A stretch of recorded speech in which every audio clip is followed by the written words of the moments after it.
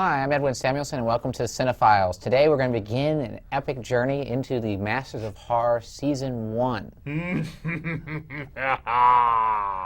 As you can tell by that menacing laugh, that's Mike really anticipating this one. Anyway, let's introduce everybody. Eric Cohen, Jeff Galashaw, Mike Fultz. All right, well, let's get into what the Masters of Horror is about. Masters of Horror, as many people know, was a Showtime original series, about a 1-hour piece, created by Mick Garris, who at one time was a contributing editor for Fangoria magazine, and also he directed many films like Sleepwalkers, and he The Stand for television, and he decided to gather a lot of people who were famous in the prospective fields of horror to make 1-hour episodes of this show. He got John Landis, he got Takashi Miike, Dario Argento, Don Coscarelli, and John Carpenter, numerous other directors to create 1-hour episodes, and basically gave them free will to do whatever they wanted. A lot of the episodes really were mixed, but we're going to do our best to just, review them and give them a fair shake. So let's start off with this. And Mike, please remind me of the first one, which is the... That would be Don Coscarelli's Incident on and Off a Mountain Road. Yes, and Don Coscarelli, as many people know, directed the infamous Phantasm series. He's responsible for that, and quite a few other little films. I didn't think this was a really good episode. I thought it was actually kind of a very weak episode to start the series off with.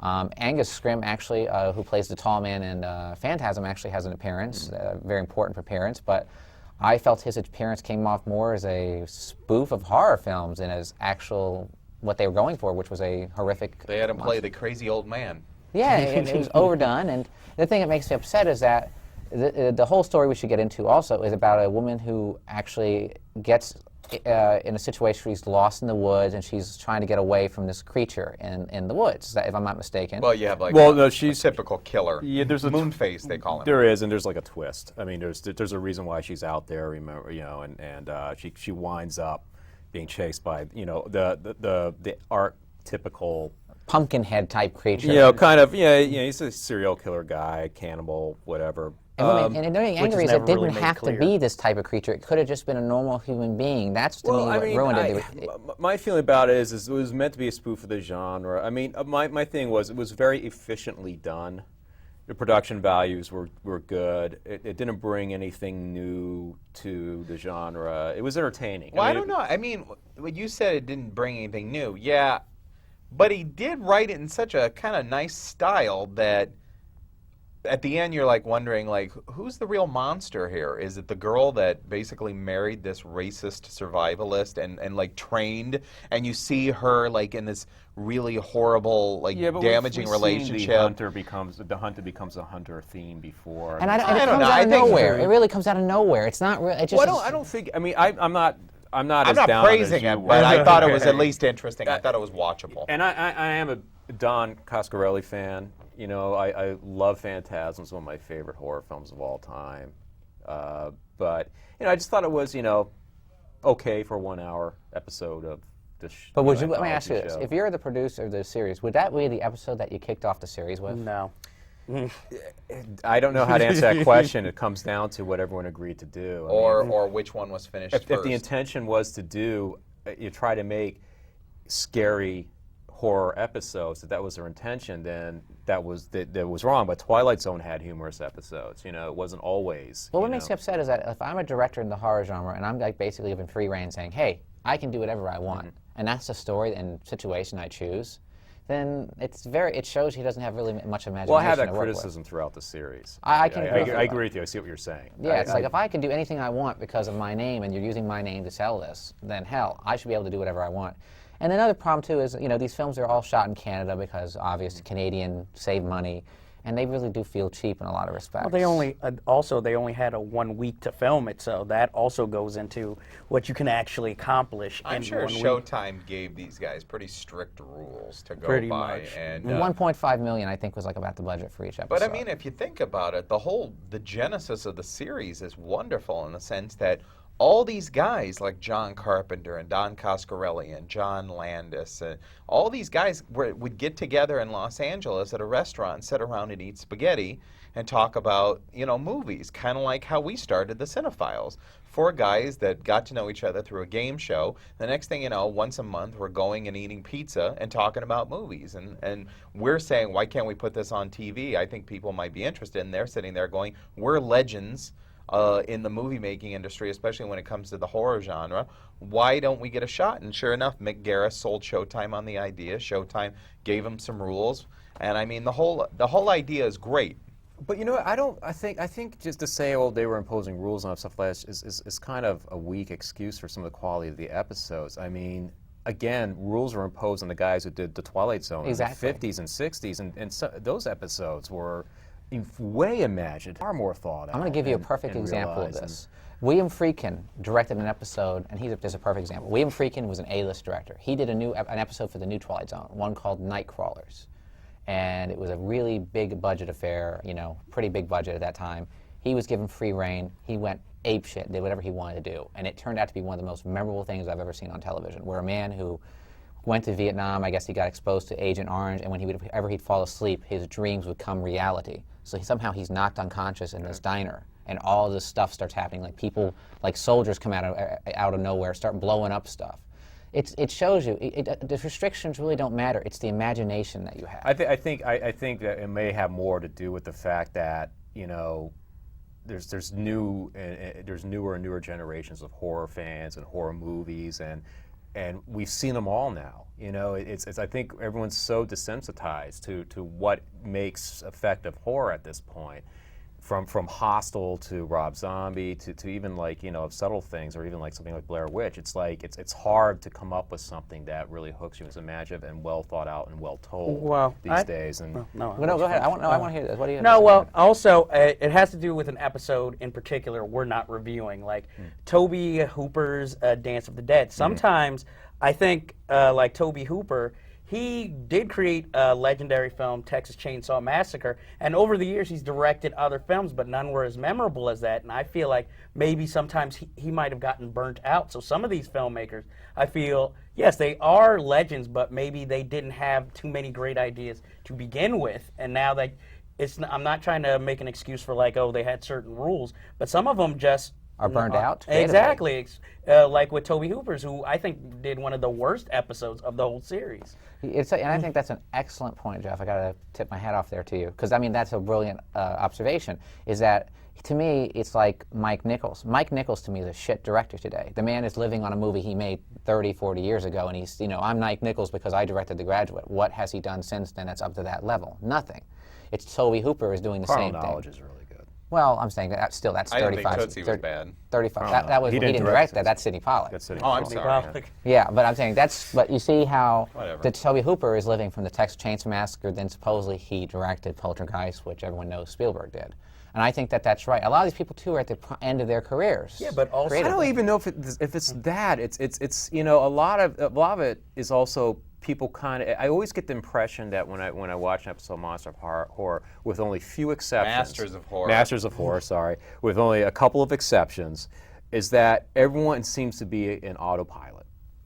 When they're given a script. Are you saying that a lot of the directors just rested on their laurels? And it just felt like they were just, this is what we're known for, let's just give them some more of the same. And nothing, and also like conceptually, certain things, like for example, we're gonna review the Pickup, the Larry Cohen. Oh, I have a lot to say about that. Which had an interesting idea behind it. That you take two urban legends. You take the guy who picks up hitchhikers and kills them, and you have the urban legend of the hitchhiker, the psycho hitchhiker. If you pick up a hitchhiker, he may kill you.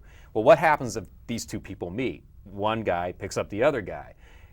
But it's not. They don't go anywhere. there. That's they do exactly, something else. Exactly. Well, let's get into that in a little bit. But let's go on to the next episode, because I mean I don't want to sound like I'm dogging the entire series, because the next episode I will say was an excellent episode. Oh wait, before you wrap up that, I just want to say that the series on Showtime was great, and kudos to Showtime for doing that.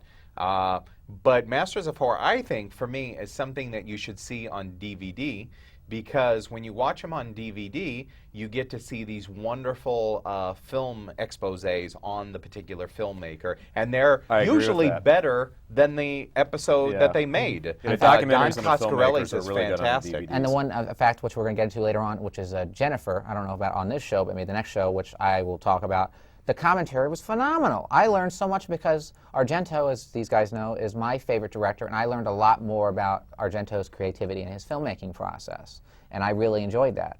But let's go on to the next person here, and this is the next episode and this is I think perhaps the best episode of the first season, which is Joe Dante's Homecoming. Oh, I hated it. Unfortunately, I think it was a little overhand, a little bit overdone. But I really Heavy-handed? It's a little heavy. Thank you. That's a better word. Heavy-handed, but I really admire that. That to me felt like we were talking about how he was able to do whatever he wanted and he did what he wanted. This was one, at least I felt that the director himself, really felt and believed in what he was doing, and he made a movie. I didn't like all of it, but I love the basic concept where soldiers are going to war and they come back dead, but then they're actually alive. And It's an interesting, I give you that, it's an interesting idea, but it's like an 8-year-old's idea of political satire.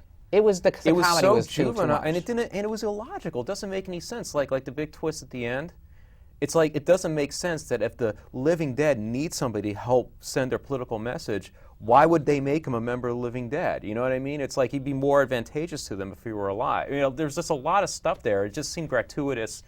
Wouldn't this be like satirical if we do this and we had the Ann Coulter parody and all that stuff? And it didn't even work as satire. It wasn't funny. I still think Joe Dante did a great job, and I give him credit because at least I felt he put himself into the movie. When I saw that movie, I felt, okay, this is Joe Dante trying to make something that's his own, not trying to make a product. I was just talking about Don Coscarelli. I felt he was just putting the pegs in motion and following a diagram. Well, Okay, go ahead, Joe. Well, Go ahead, Joe. actually, this is another thing I'd like to add. But also, it's for some of these guys, this is some of the best work they've done in years also.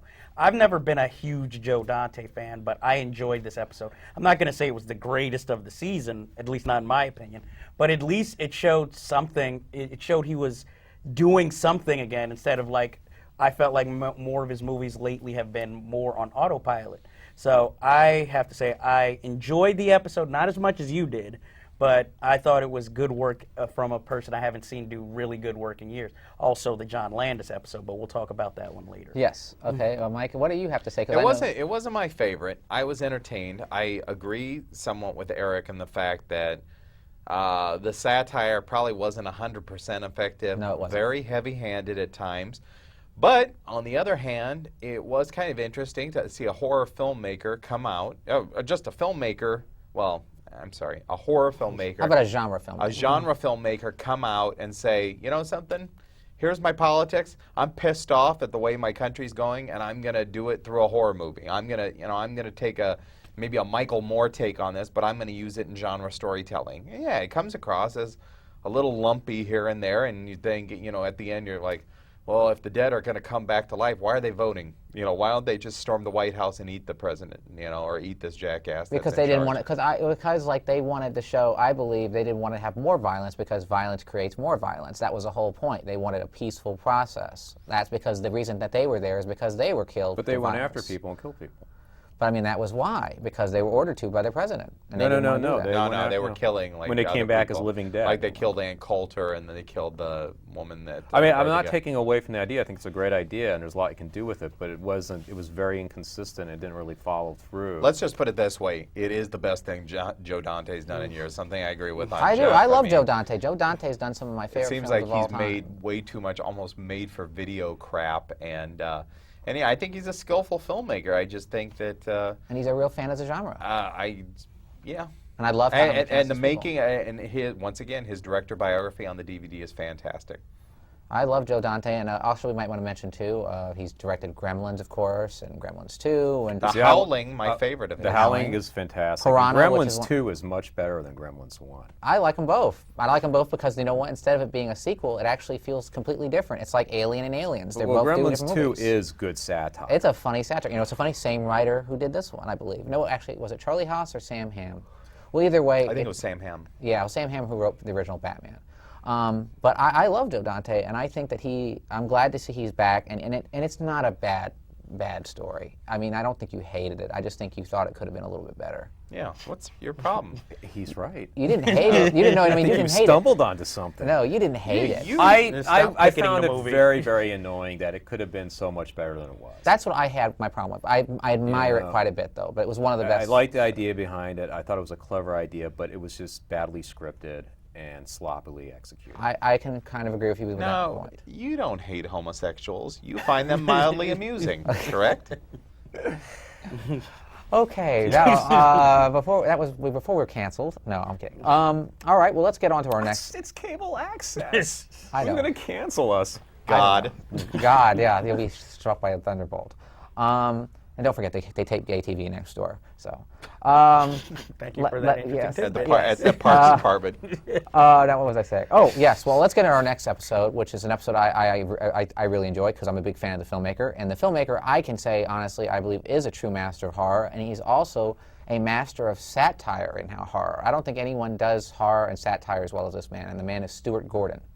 Stuart Gordon, of course, who directed Reanimator, From Beyond, and is infamous for his love of H.P. Lovecraft, of course, decided to take on H.P. Lovecraft with his episode entitled Dreams in the Witch House, which stars Ezra Godin, who you might remember from Dagon, which was another Stuart Gordon H.P. Lovecraft adaptation.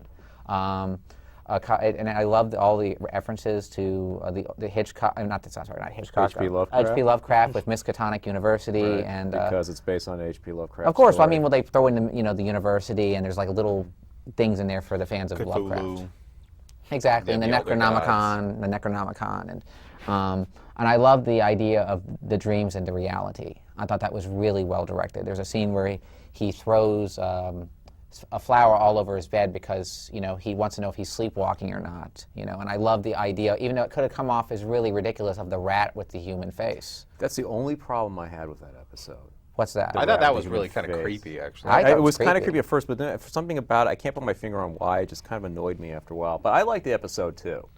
What I did thought it you was like? one of the stronger episodes, did I. actually, and I thought My favorite, actually. it was one of It's the my few favorite. that actually the tone, everything worked together. It wasn't uneven, and it was an intriguing story. You stuck with it to the end. It was properly gruesome when it needed to be. And properly gratuitous in its Yes. female nudity. You just Already, Everything. I always come through, man. Full nudity, Why mind don't you go work for Mr. Skin? The exactly. full nudity with this woman, and she has a hot body, and she's kind of like a MILF in the film, but you look at that body and thinking, that kid was adopted. Well, also there's a little reference to The Shining, which I like too. Actually, I thought, which creeped the hell out of me, and you know the scene I'm talking about. I don't The know lady if I number do. 8. Oh, yeah, in the bathtub. Oh, yeah. Because that was a real Kubrick stuff. That was a real reference. to Jeff, Kubrick. what'd you think of it? It's okay. It Well, what's that mean? Jeez, was come on. it was okay. That's what it meant. What didn't you like about it? I just don't. I mean, what am I trying to say here? Yep. It was entertaining. I mean, I really don't get into all this H.P. Lovecraft. If that is wrong of me, I'm sorry, but I just really couldn't get into the episode. I'm not the biggest fan of Bratz. So You like Stuart Gordon?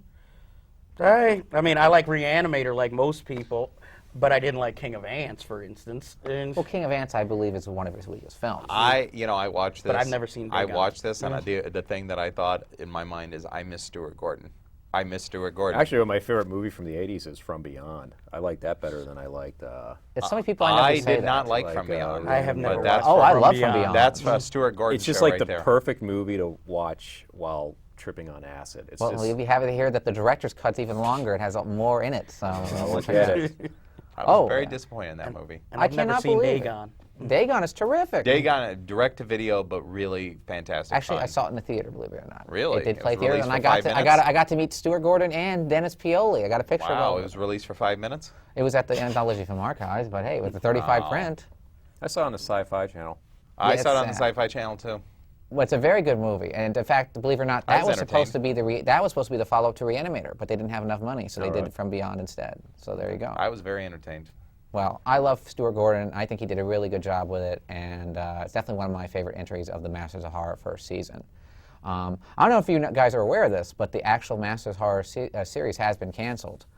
Supposedly, the ABC network has now picked it up. I don't know if that's true or not. I heard that. I read that somewhere. Yeah, that's right. So it's gonna. So that means it will be all really toned down. shitty. Or maybe it'll improve the creativity of people. Well, you know what's so funny Yeah. is they actually did, I don't know if you guys are aware of this, but the same team did a show called Masters of Science Fiction. And I've heard of that. I don't think I actually ever saw it. created 6 episodes and only aired 4, and they dumped them on summer, and they canceled the show before it even was aired. And it was very sad because there were some really good stories. Harlan Ellison was one of the writers. Yes, I had read something about that, right? It had Brian Dennehy in some of the episodes, Anne Heche, and it had some of the team from the Outer Limits involved. But for me, my favorite episode of the first season of Masters of Horror didn't even air. I loved the Miike episode. my I least thought favorite director. he put a lot of artistic strength into that. It's hard to watch, and the only thing that really makes it just fall a little bit short is that awful performance from Billy Drago. I mean, he's just awful in it. But what's funny is when you watch the making of, he's so completely normal. I know. It's like I agree. You watch him on the in the episode, and he's like, "Oh, I want to see her face but again." but artistically, it's a beautiful episode. And then you see him on the DVD of the making of, and he's just like, "Yeah, well, I don't know. I really liked the script, and I enjoyed working with the director. I liked his vision. And, he's like so over the top. I mean, he's over the top. He makes Al Pacino look like a very subtle actor. he's just very. It's like that's the only American actor they could get to play that part. I mean, there must have been like several better ones that are I also think because he direct-to-TV probably resembled quality. like a Takeshi Miike. But it's William for me Forsythe that was the only was busy. episode that kind of fulfilled the potential of giving a really creative, exciting director something to work with and see how far they can go with it artistically, and it definitely wasn't on autopilot. Well, I can't lie to you. Well, Takashi Miike is one of my least favorite directors. great sets, by the way. Great set just- design. and costume design, the whole And thing. so Another fucking thing that disturbing. that I had a problem with that episode is also that for some reason everybody had to speak English in it. Well, that's why, and then actually it's because they want to market to American audiences But who are not I going to think watch it- anything with subtitles. You know how it is. I So would've watched the disturbing, subtitles. though. Oh my God, one of the most disturbing torture scenes I've ever seen in my life. Can you understand why it was graphic. banned from Showtime? Yes, it is a very, very, It's very it's- disturbing. It's just as bad as Audition. Yeah, worse, I think, maybe. Worse to me. Let me ask you guys now, because I want to, because we're only going to do 3 on this show. But who would you like to have seen direct the Masters of Horror who wasn't invited on the first 2 seasons? Eli Roth. I think that's a satirical moment. We have 5 minutes. I think he was. Fuck him. I think he was involved with those Masters of Horrors dinners, whatever, those guys to get together. And Well, see here. there's like a famous photograph where they got all those directors together yeah, and I saw photographed them. Everyone was like, what the fuck is this about? And you find out they're going to do a TV series together. And I thought Eli Roth was a part of that. Well, I don't know see, why he isn't. Also, my problem was that some of these directors that they named as Masters of Horror had only made one horror film their whole career, like Rob Schmidt, who had only directed, I think, the movie Wrong Turn. Yeah. And he had, I think, directed Fair Hair Child was the episode. And I was like, how did he become a Master of Horror? He only had directed that one film. And one That movie was called- second season, wasn't it? Yeah. Yeah, well, I'm sorry So if either I way, it's the jumped whole ahead. series. It's the whole season. I fucker. mean, the whole series. You know who I was disappointed in that did not get to direct, and because of health reasons, one of my idols was Roger Corman. Roger Corman was lined up to do an episode, and he had to drop out because of health reasons. And I Really? believe He's an old guy. well, he's 80 years old now, but and I think Bill Malone took his place. And then Right. who else was also involved or supposed to be involved? I'd love to see. Wasn't Rob Zombie supposed to direct an episode? I don't know about, but I do know George Romero was supposed to direct an episode. They were talking to him at the time, but he wasn't able to. Well, do it. surprised he some didn't. episode was completed, and he gets some sort of credit on it, but he didn't exactly direct it. I think it was like a concept by George Romero. Maybe he made the idea and he had to drop out because I haven't seen that he's doing his episode. other things.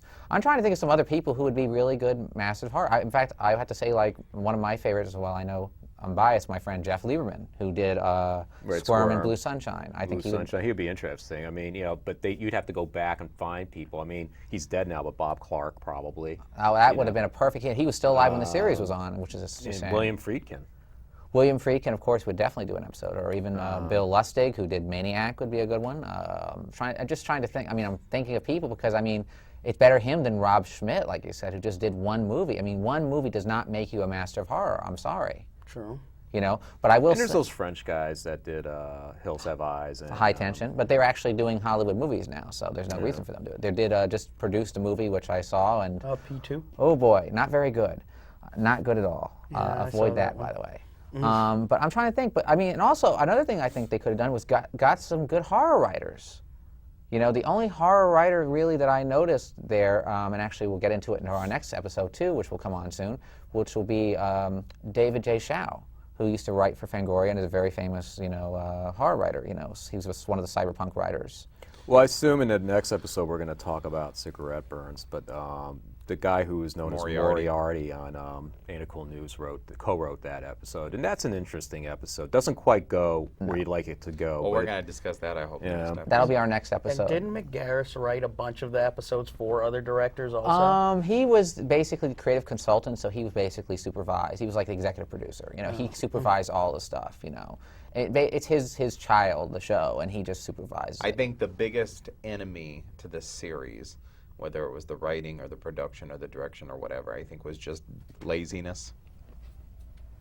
Oh, okay. Well, we got 1 minute left. So I agree. Of the three we just reviewed today, what would be your favorite of the episodes that we just reviewed? Well, my favorite of all of them, no matter how many we discuss, my favorite of all of them is definitely Dreams of the Witch House. Stuart Gordon he did a really wonderful job with the hour that he was given. Great performances, great story, great nudity. Great. All you need for a great film. Yeah, minus a star for if you don't like nudity. How about you, Jeff? Well, out of the three, I would say I enjoyed Homecoming the most. I couldn't really say which one was my favorite of the season, only because I can't really remember which one it was. I know Cigarette Burns was up there, but that's for future shows. Yes. What about you, Eric? Of the three we discussed, probably Dreams of the Witch House. Dreams of the Witch House. Yeah. You really like the Lovecraftian influences, and what was? Well, it? I mean, I'm a big Lovecraft fan, but it has nothing to do with it. I just think that of the three we talked about, it was the most skillfully crafted. All the elements gelled. Yeah. Well, my favorite, of course, is Homecoming, and like I said, it has its flaws, but I love Joe Dante, and if you're a big Joe Dante fan, you can also see a lot of Joe Dante's, you know, what would you call them? His stock actors, or what's the word I'm looking for? His acting crew, who is what would you call that? Repertoire. His repertoire there. Robert Picardo, Belowski, and a few others. Unfortunately, no Dick Miller in this one. Dick Miller. No Dick Miller. Very disappointing. But other than that, this show's about to come to a close. Next week we'll be discussing Cigarette Burns, which is directed by John Carpenter. And the following week will be also Jennifer by Dario Argento. And finally, The Pickup by Larry Cohen, who, as everyone knows, now is a hot commodity as a screenwriter who directed Phone Booth. So until next week. Well, he wrote it. I'm sorry, Joel Schumacher. Joel Schumacher. Yeah, Joel Hollywood's Schumacher. favorite queen for hire. Yeah, well, he directed it, and you know, he's also wrote Cellular, and also he did write Captivity. So he's almost 70. He's 70 years old this year. Oh my God, I can't believe it. Tell people about our YouTube. Yes, and people be sure to check Thank out you. YouTube and MySpace for more information on the show, and email us and check out some more episodes and share your comments. And like I said, the sites haven't been updated too much, but they will with a lot of our older episodes very soon. And please check them out and let us know what you think. See you next week. Until next week, thank you. I'll be there. Production values were good. It didn't bring anything new to the genre. It was entertaining. Well, I don't know. I mean, when you said it didn't bring anything new, yeah, but he did write it in such a kind of nice style that at the end you're like wondering, like, who's the real monster here? Is it the girl that basically married this racist survivalist and like trained, and you see her like in this really horrible, like damaging relationship? The hunter becomes a hunter theme before. And it I don't comes know. out I of think- nowhere. It really comes out of nowhere. It's not real. It just. Well, I don't think. I mean, I'm not I'm as not down on praising as it, you but were. I thought it was at least interesting. I thought it was watchable. And I am a Don Coscarelli fan. You know, I love Phantasm. It's one of my favorite horror films of all time. But As you can tell by that menacing laugh, that's Mike really anticipating this one.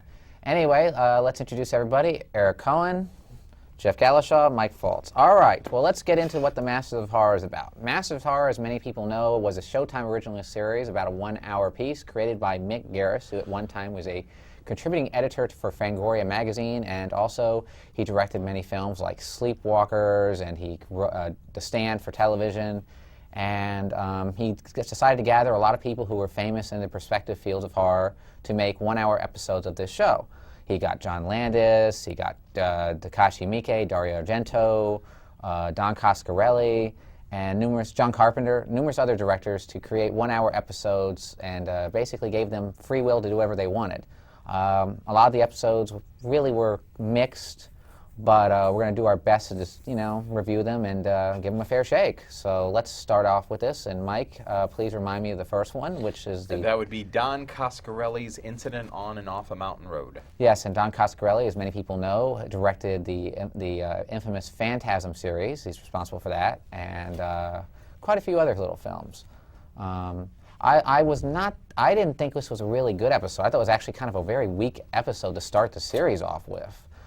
Angus Scrimm, actually, who plays the tall man in Phantasm, actually has an appearance, a very important appearance, but I felt his appearance came off more as a spoof of horror films than as actual what they were going for, which was a horrific... They had him play the crazy old man. Yeah, it was overdone, and the thing that makes me upset is that the whole story we should get into also is about a woman who actually gets in a situation where she's lost in the woods and she's trying to get away from this creature in the woods, if I'm not mistaken. Well, you have like she's a typical killer. Yeah, there's a Moonface, they call him. There is, and there's like a twist. I mean, there's a reason why she's out there. Remember, and she winds up being chased by the archetypical Pumpkinhead type creature. Kind of. He's a serial killer guy, cannibal, whatever. And the only angry is it didn't have to be this type of creature. It could have just been a normal human being. That's to me what ruined it.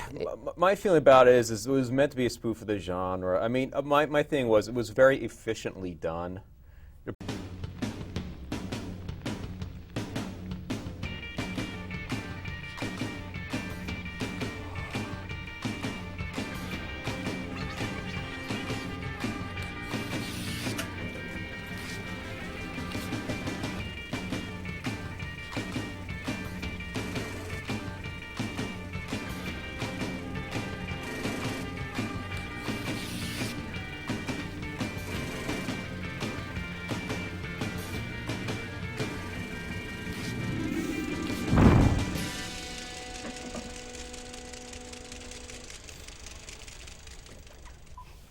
Hi, I'm Edwin Samuelson, and welcome to Cinefiles. Today we're going to begin an epic journey into the Masters of Horror Season 1.